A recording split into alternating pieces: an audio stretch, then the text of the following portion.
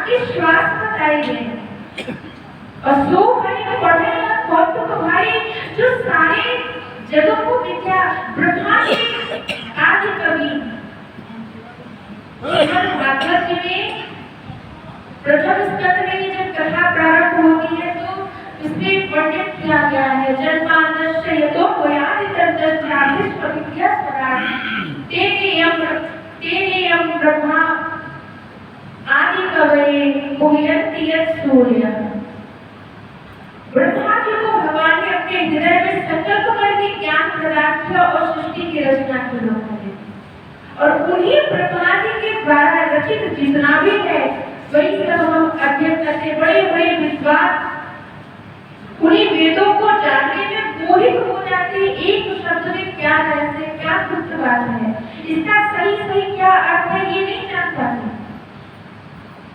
अगर सामवेद यजुर्वेद ऋग्वेद अथर्ववेद हमारे सामने आ जाए तो एक अक्षर भी नहीं पढ़ पाएंगे एक अक्षर भी हम नहीं पढ़ सकते। वेदों को समझ पाना बहुत ही मुश्किल है और ऐसे ही वेदों को भगवान का श्वास बताया गया है जिनके सहज श्वास श्रुतिचारी सो हरि पढ़े यह कौतुक भारी जिन्होंने ब्रह्मा जी को ज्ञान दिया मुह्यन्ति यत् सूर्य वही भगवान आज पढ़ने के लिए गुरुकुल जा रहे हैं। वशिष्ठ जी के यहाँ गए थोड़े ही अल्प समय में ही तो स्वामी जी ने वर्णन किया कि हमारे राघव सरकार विद्या अध्ययन करके चारों भाइयों के साथ में चले आए और चारों भाइयों के साथ में जो हमारे जब से राघव सरकार हमारे गए थे सब बड़े परेशान हो गए थे मानो एक एक कल्प व्यतीत हो रहा है एक एक क्षण में एक एक पर ऐसा लगता था मानो युग युग के समान और महिलाओं की तो दशा भी नहीं कही जा सकती। जब गुरुकुल में हमारे राघव सरकार गए तो वहां पर जाकर के गुरुकुल के अनुसार जो भी नियम है गाय का धोना गौ का पालन करना आश्रम की साफ सफाई हर प्रकार से राघव सरकार एक साधारण बालक की तरह एक साधारण विद्यार्थी की तरह वो सब कार्य करते हैं। राघव सरकार थोड़े ही समय में आए कहा कि अब हमारे जो मित्र हैं ये सफल हो गए। अब राघव सरकार जिधर से होकर के अपने भाइयों के साथ में गुजरते हैं तो गोस्वामी जी ने कहा कि उधर सबके मित्र थकित हो जाते हैं थक जाते हैं लेकिन फिर भी वो दिखते ही रहते हैं। थकित हो ही सब लोगाई नेत्र थक जाते हैं लेकिन अपलक वो ठाकुर जी को निहारते ही रहते हैं जिधर से गुजर जाते हैं। सखाओं के साथ में खेलने के लिए जब निकलते हैं या चारों भैया जब निकलते हैं गोस्वामी जी ने बहुत सुंदर ढंग से वर्णन किया रही सब भाई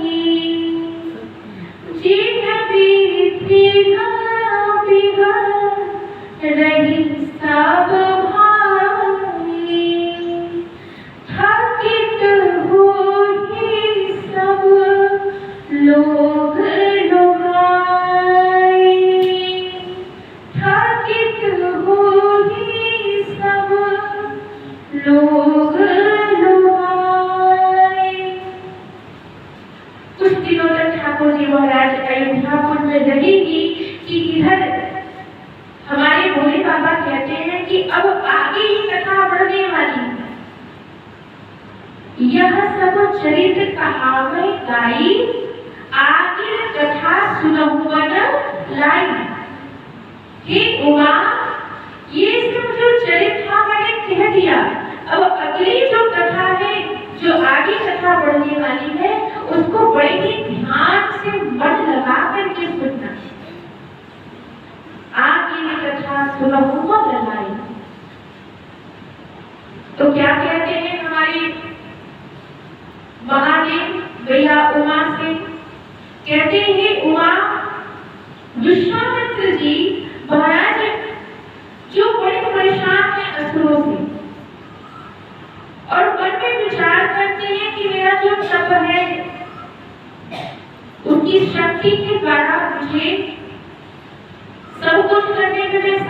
आपसे बांटूंगा, लेकिन इन असुरों को मारने में मैं अगर उन्हें प्रयोग करता हूँ तो फिर उस शक्ति का कोई महत्व नहीं, सारी तपस्या नष्ट हो जाएगी। और फिर हमारे राघव सरकार का अवतार तो इसीलिए हुआ है, जब जब होई धर्म के हानि बाढ़ में असुर अधम अभिमानी। तो प्रभु का अवतार तो असुरों को मारने के लिए, धर्म की पूर्ण स्थापना करने के लिए हुई है, तो क्यों न जाकर के श्री ठाकुर जी महाराज को लेकर के आओ। जो बड़े विचार करते हैं कि श्री ठाकुर जी का अवतार तो हो चुका है, जाकर के उनको ही क्यों न जुड़ा लो।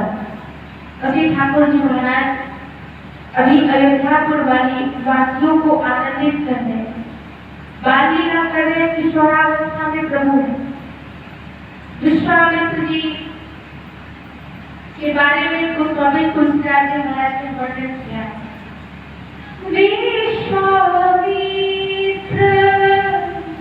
महामुनि ज्ञानी, बसहि विपिन सुख आश्रम जानी।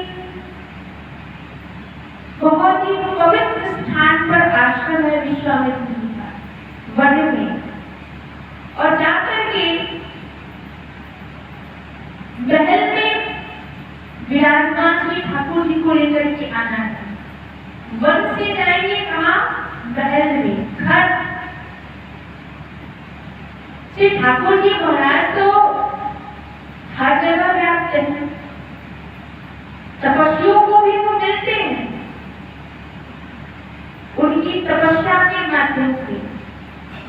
निर्गुण निराकार रूप में तो ब्रह्म हर जगह व्यापक है, हर जगह पाए जाते हैं। अब यहाँ पर ये देखने वाली बात है कि महाराज दशरथ तो घर में ही रहते हैं, उन्हें श्री ठाकुर जी की प्राप्ति हुई। उनके घर में ललना बन करके श्री ठाकुर जी महाराज उनके पुत्र लाल के रूप में विराजमान है। अगर हम ये विचार करें कि अपना सब कुछ हम त्याग दें, छोड़ के वन में ही जाए, तो ऐसा नहीं है कि ठाकुर जी महाराज वहां पर मिलेंगे, वहां पर भी मिलते हैं। लेकिन मानस या कोई भी व्यक्ति ये नहीं कहता आप सब कुछ छोड़ दीजिए, सिर्फ यही कहता है कि परिवार में रहे, घर में रहे, लेकिन भगवान को अपना सबसे अधिक प्रेम देना चाहिए, उन पर भी विश्वास रखना चाहिए। और निरंतर सत्संग के माध्यम से ही इसकी वृद्धि होती है। इसलिए सत्संग का आश्रय बहुत जरूरी है। सत्संग नहीं करेंगे तो विवेक नहीं मिलने वाला।